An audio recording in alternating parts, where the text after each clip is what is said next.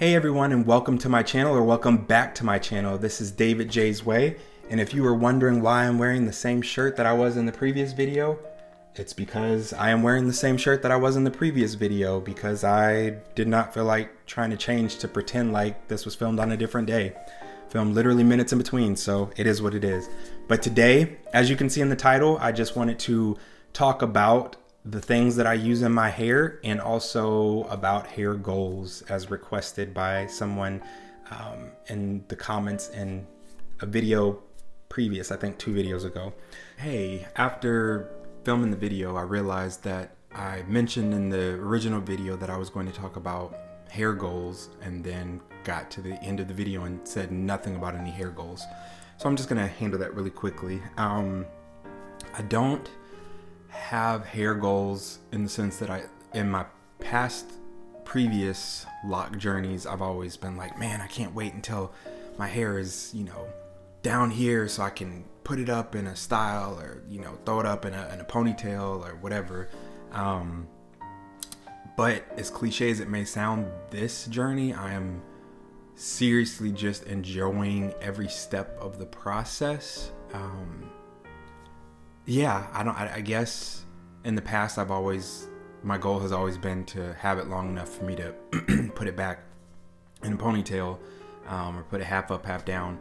Now I'm enjoying the length that it's at because it's just, it's going through things. So I guess the only goals that I have is for it to continue to thrive and to grow healthy, for me to not have any thinning of locks. And yeah, I will be happy when it does get longer and I can put it in a ponytail, but right now I'm enjoying it being at a shorter length. And I'm not someone who styles my hair, does braids or flat twist or anything like that. I might do it once in a blue moon. And by blue moon, I mean like maybe once or twice a year. I try to be extra and do something, but it's going to be really simple. So yeah, I don't have any specific long-term goals. My goal is for the braid pattern to disappear.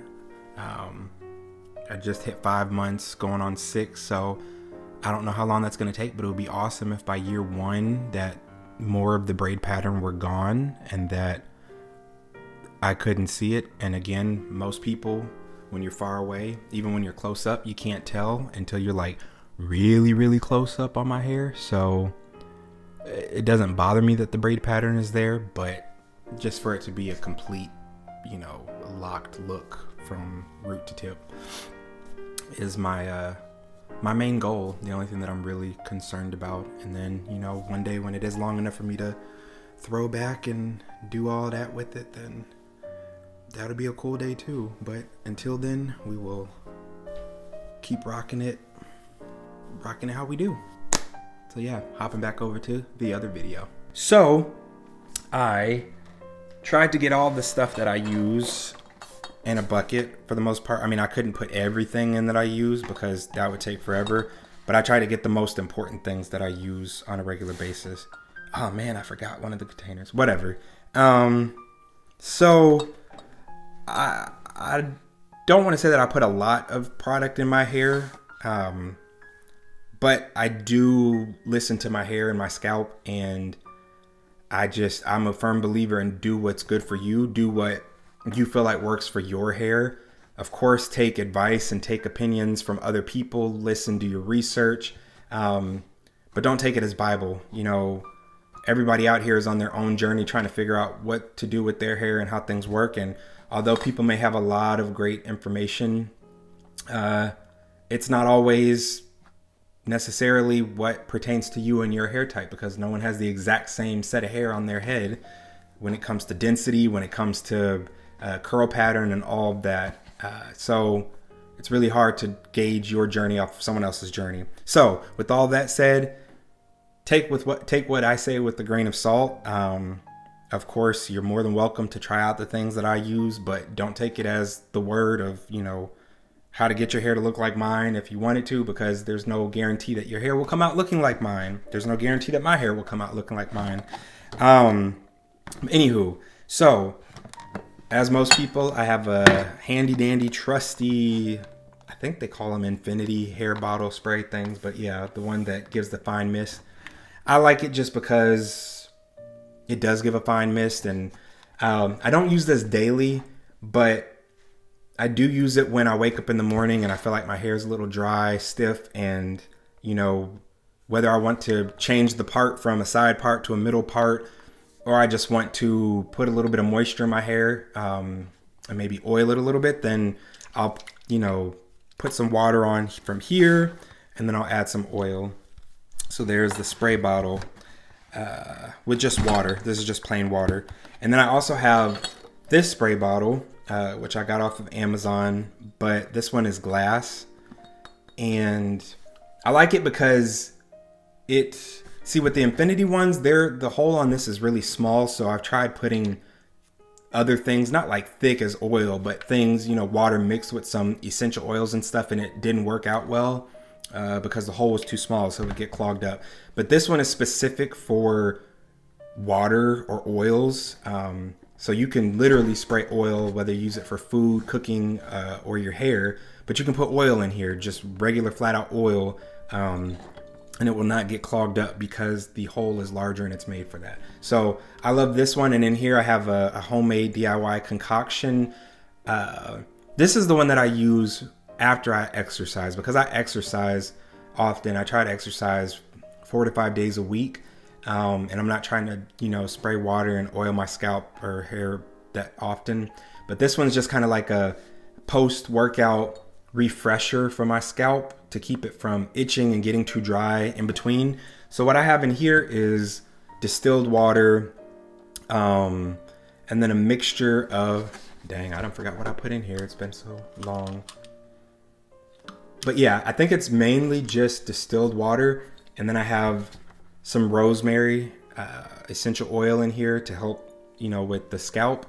And then I think I put a little bit of vanilla, not vanilla extract, but actual vanilla oil, essential oil in here just to help with the smell a little bit, because the rosemary is a little bit strong and it doesn't bother me, but you might not want to go out smelling like an astringent or like rosemary. So I did put a little vanilla in here to kind of counterbalance that.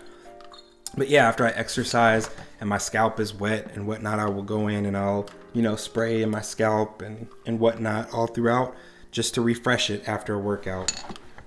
When I do want to go in and oil my hair, not my scalp, but I only oil once a week. So I'll put oil on my hair after a wash, every wash day. So once it's, you know, air dried a little bit, but it's not fully dry, it's still a little damp, I'll go in with my DIY oil.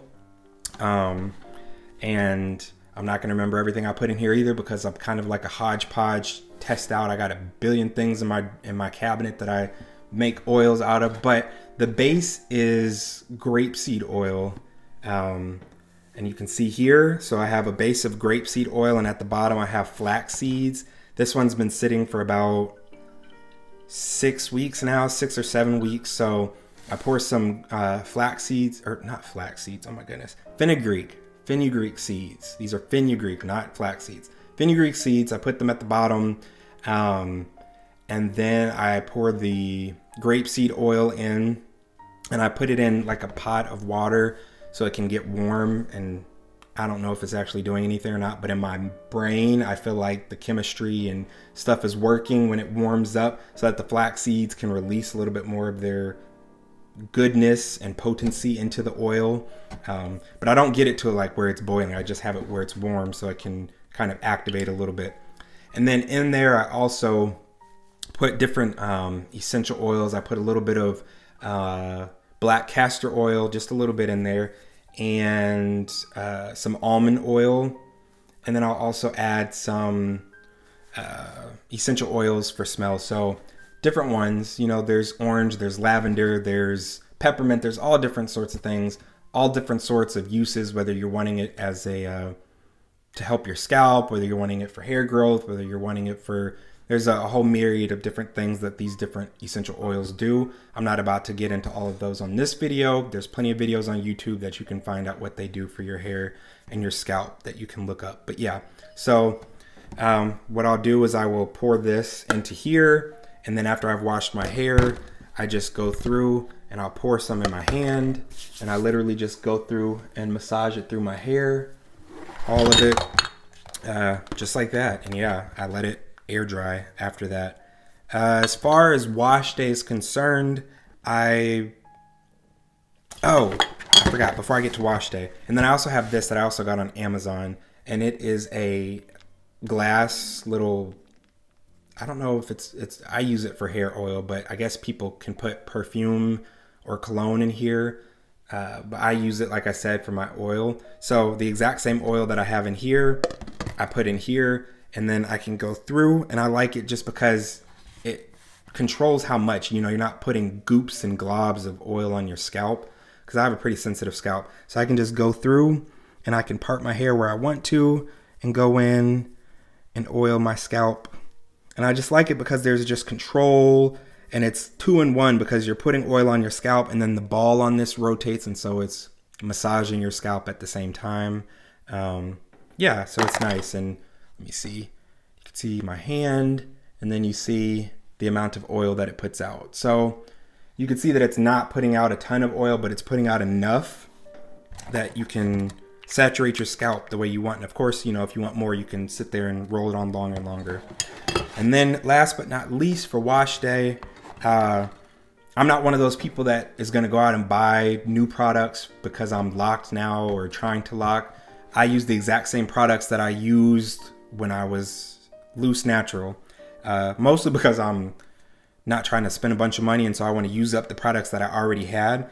But I found that those products that worked on me as a loose natural still work on me in this portion of my journey.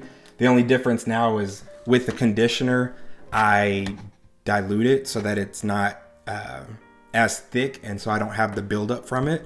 But what I start with is this Jackie. Man, I think this stuff is from California. It ships from California. This is not sponsored or anything like that, but this stuff is the truth. I have the conditioner too, but I just use the shampoo. This is the curly shampoo. It was recommended to me by a good friend of mine, and she, I believe, is a product ambassador for them. So if you are interested in this stuff, let me know, and I can get you her code. And then, of course, she gets a percentage from the profits, but you get, I think, like a 20% discount off. So everybody wins, and it's awesome. But this stuff is the truth. Whether you're locked, whether you're loose natural, this stuff right here is some good shampoo. They have different colors and different ones. They got curly shampoo and conditioner. They have wavy shampoo and conditioner. They have a whole line of products for different hair types. And I think that they've formulated their stuff to match different hair types pretty well, because I use this stuff and it gets my hair like squeaky clean, super clean, to the point where I'm like, dang, I need to put some moisture back in my hair. But it doesn't strip it to the point where I feel like my hair is brittle, which is important. So this stuff is the truth. It's not cheap though. It is a little pricey. But a little bit goes a long way.